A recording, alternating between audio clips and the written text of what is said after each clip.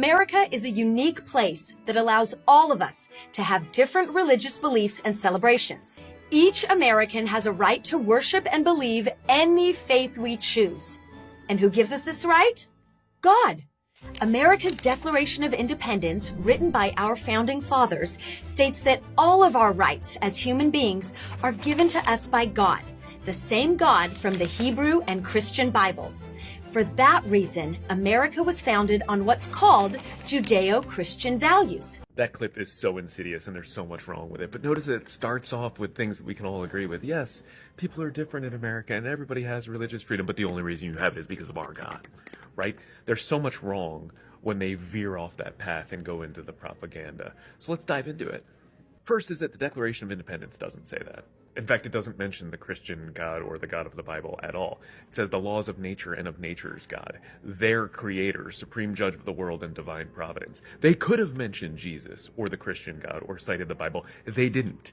And they didn't on purpose. And in fact, an earlier version draft of the Declaration of Independence mentions Christianity, and it condemns the Christian king of Great Britain for engaging in the slave trade. That was taken out for some reason. Also, the Declaration of Independence didn't create anything. It is a document that severed our political ties from Great Britain. It's a document of destruction, not of creation. It's a remarkable document and it's incredibly important, but when we're talking about our rights, the Bill of Rights, for instance, that's the Constitution. And the Constitution doesn't mention God, and it begins, we the people.